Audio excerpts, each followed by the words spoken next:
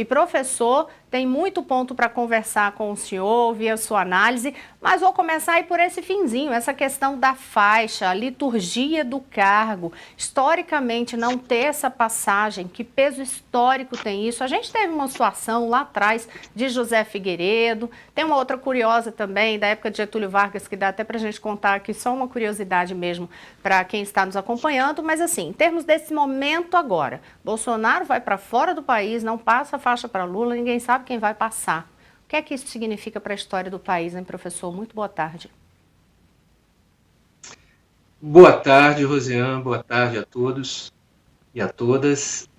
Eu acho que o significado é bastante expressivo, o fato do presidente, que ainda é presidente, não fazer esse gesto, que é um ritual importante, né, de transmissão do poder, simbólico importante, né? A gente já teve outras situações, você bem lembra algumas, né? Uma no governo final do período militar, o presidente João Batista Figueiredo se recusou a passar a faixa a José Sarney. Considerava que José Sarney o havia traído, né, ao apoiar Tancredo Neves nas eleições indiretas que levaram o presidente Tancredo à presidência, né, à época, que veio a falecer antes de tomar posse. E temos esse caso que você se referiu, que é muito interessante, o Washington Luiz, o final do que se chama República Velha, né? Washington Luiz, então o último presidente desse período, em 1930, entregou a faixa para o porteiro do Palácio do Catete, então Palácio Presidencial, para que ele guardasse a faixa, e teria transmitido a esse porteiro a seguinte mensagem: entregue a faixa a quem de direito. E ele dormiu com a faixa durante todo esse período de transição conturbado, antes da subida ao poder e a posse do Getúlio Vargas, antes dele ser nomeado lá pela junta que governou na transição lá nos anos 30, né? Então, diz que ele dormia com a faixa, mantinha a faixa no corpo. A gente há outros episódios de não passagem da faixa presidencial, mas para mandatos que foram interrompidos por motivos diferentes, como a gente teve recentemente 2 casos já na nossa nova república dos impedimentos, né, de Fernando Collor e Dilma Rousseff, em que não houve passagem da faixa presidencial. Mas eu acho que isso é significativo também do atual governo não ter, de alguma forma, aceitado o processo que levou à presidência da República, agora de volta ao poder, Luiz Inácio Lula da Silva. Quer dizer, em nenhum momento o presidente Bolsonaro aceitou o resultado das eleições. E isso é curioso na live, porque ele continua a desconfiar desses resultados. Ele se refere várias vezes ao fato de que não se pode questionar as urnas. Então, ele questionar as urnas, questionar o funcionamento das urnas e não o resultado das urnas, né? Então, a gente sabe que houve muitas dificuldades no fornecimento de informações no processo de transição. Então, eu acho que a não passagem da faixa é só o sintoma de algo muito maior, que é a dificuldade do atual governo em aceitar a derrota que ele sofreu democraticamente pelo voto popular. Professor José Otávio, até fazer uma observação, olha, quem segue a gente aqui não perdoa, diz que eu falei, eu não percebi, mas enfim, já estão me avisando aqui, então se eu falei, já corrijo.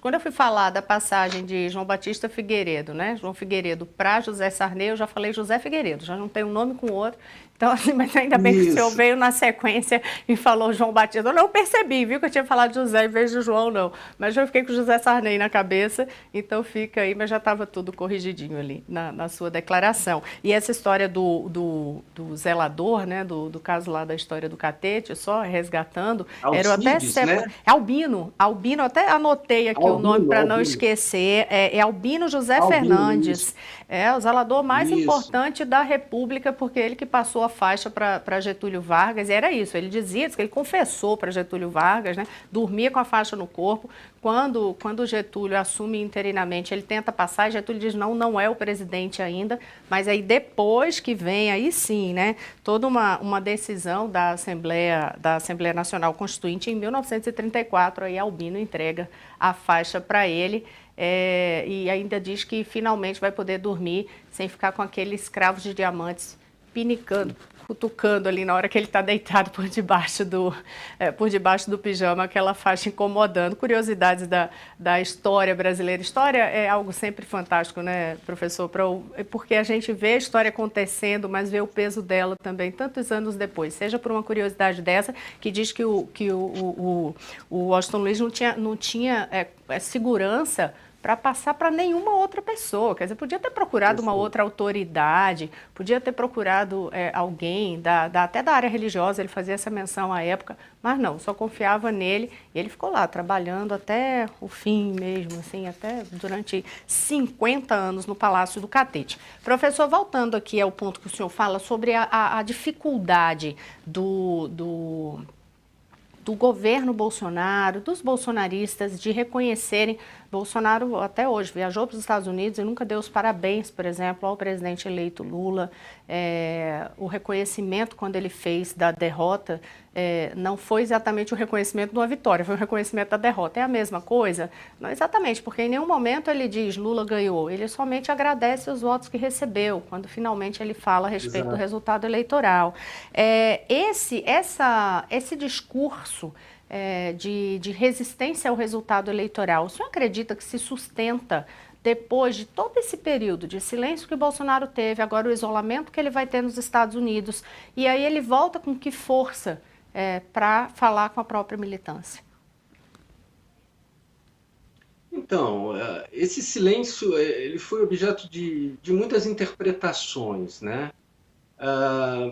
Por um lado, alguns disseram que esse silêncio, no fundo, motivava uma série de manifestações e discursos. É um termo que a imprensa tem utilizado, analistas têm utilizado, um discurso em manifestações golpistas, quer dizer, no sentido de questionar o resultado das eleições que foram validadas pela Justiça Eleitoral, formalmente validadas pela Justiça Eleitoral.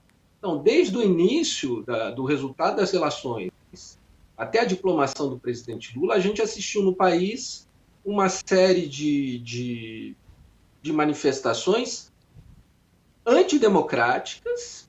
Ao contrário do que o presidente diz, que há liberdade de expressão, essas pessoas têm o direito de se manifestar, mas elas se manifestam contra a democracia. Elas se manifestam pela intervenção das Forças Armadas, né? O não aceite do que foi o voto popular e a decisão da maioria nesse país. Então, e esse silêncio, porque ele, com algumas palavras, deixava em aberto a possibilidade, efetivamente, de que algo poderia acontecer antes do 1º de janeiro. Então, por um lado, esse silêncio, para muitas pessoas, alimentou essas manifestações, né? Outro aspecto interessante aí nessa live é também o fato dele ter aparecido sozinho, né? Ele está completamente isolado, ao contrário de outras manifestações que ele fazia, sempre acompanhado de alguém, sempre acompanhado de apoiadores, né?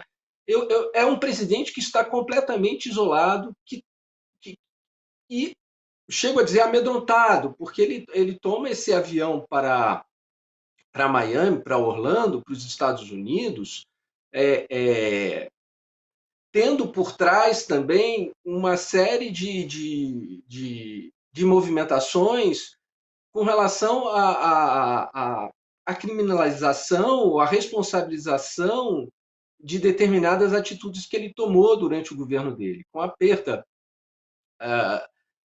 da imunidade garantida pelo cargo presidencial, ele pode ser acionado por um juiz de primeira instância, né? Então, há muitos que dizem que há uma preocupação dele também em não estar no país no momento em que ele perderá essa imunidade, né? Então, Professor, eu vejo um presidente acuado, um presidente isolado e que numa live tenta se colocar numa posição de mártir. É muito interessante que ele começa com a facada, retomando a questão da facada lá no início, quando ele foi eleito, e termina chorando, mais uma vez, dizendo que é um enviado de Deus, um protegido de Deus, e que ele chegou a esse lugar pelas mãos de Deus. Quer dizer, você invocar a autoridade divina no momento em que se trata de um ritual eminentemente político e secular é sintomático, né? Mostra que ele não tem as forças políticas que dão a ele uma sustentação mínima e até, eu diria, capital político para ser um ator importante após o 1º de janeiro. professor, só mais algumas coisinhas. Por exemplo, o senhor fala desse isolamento dele, mas a gente sabe que tem todo um movimento conservador, né, por trás em relação a esse apoio a Bolsonaro. Ele foi justamente essa imagem de liderança que veio representando a bandeira do conservadorismo no país. Se a gente pensar historicamente, quando há essa mudança, digamos, de bandeira, de sai uma ala conservadora, vem uma ala mais progressista, como é que tende a ser, se eu penso historicamente, como é que tende a ser a reação conservadora? Então, muito interessante a sua observação e permite a gente aprofundar alguns pontos, sobretudo quando você fala de forças conservadoras ou movimentos conservadores politicamente no país. O bolsonarismo não é só o Bolsonaro, eu poderia dizer assim, né? Quer dizer, o bolsonarismo se revelou algo que fez reaparecer no país, ou dar espaço político no país, a forças até então que eram consideradas tímidas, ou pouco expressivas, ou de pouca visibilidade. Isso vários analistas apontam, né, que a eleição do Bolsonaro permitiu que esses atores conservadores, e são muitos variados, são muitos e variados, né, se manifestassem politicamente e mostrassem a sua cara. E aí, que já tinham começado a aparecer já no governo Temer, eu digo de espectros muito distintos, porque desde setores do empresariado brasileiro, por exemplo, ficaram muito satisfeitos com a reforma trabalhista, a setores ligados ao agronegócio, a setores ligados à indústria armamentistas, a vários setores, ou setores mesmo religiosos, com a pauta dos costumes, vamos dizer assim, todos eles apareceram de uma forma muito rápida. E isso revelou um Brasil que talvez não, que existe, que é preciso encarar e é preciso olhar de frente. Ele tem suas manifestações políticas e o Bolsonaro fala no final da live, acho que foi um trecho que vocês, inclusive, reproduziram agora, de que a gente tem um parlamento diferente. Sim, a gente tem um parlamento que foi eleito com boa parte desses 49 e tantos por cento de votos que elegeu também o Bolsonaro e que vê elementos que os representam no discurso do Bolsonaro. Mas eu acho que boa parte desse pensamento conservador ou dessas forças conservadoras se decepcionaram com o Bolsonaro. E não, o Bolsonaro deixou de ser útil e interessante para eles. Bolsonaro também foi eleito há 4 anos atrás por conta de circunstâncias muito particulares, de um grande desencanto com a experiência dos anos de governo PT, com a Operação Lava Jato, com a pauta da corrupção muito ativa, e que ele, com o discurso da transparência, com o discurso de que ia fazer um governo que ia questionar todos esses mecanismos dessa política tradicional, e a gente não viu isso no governo Bolsonaro, nem o compromisso com a transparência, há vários casos de corrupção, e nem ele deixou de fazer política tradicional. Então, o que eu quero dizer é o seguinte, a sua pergunta foi sobre o conservadorismo. O conservadorismo no Brasil existe, está vivo e continuará presente com suas forças expressivas, atuantes de várias maneiras no país. E eu vejo um movimento... Pois não, desculpa. Pode concluir. Pois não. Não, eu vejo um governo que toma posse, que pôde vencer porque conseguiu, de alguma forma, fazer uma frente ampla e um governo que se apresenta como um governo de centro. E eu vi no discurso do Bolsonaro algo que ele fez durante todo o seu governo e durante toda a sua campanha. Colocar todas as forças que são oposição a ele, ou que não se alinham exatamente com o seu pensamento, como comunistas, de extrema esquerda, né? E não é isso que a gente vê nas forças que elegeram o presidente Lula para esse terceiro mandato. Professor José Otávio Nogueira Guimarães, historiador, professor da Universidade de Brasília, muito obrigada por conversar conosco aqui neste programa de hoje, dia 30 de dezembro de 2022, nesse momento histórico tão importante para o país, para ajudar a entender todo esse contexto. Muito obrigada uma vez mais, uma boa tarde para o senhor. Eu que agradeço, boa tarde. E um feliz ano novo, viu? A todos também.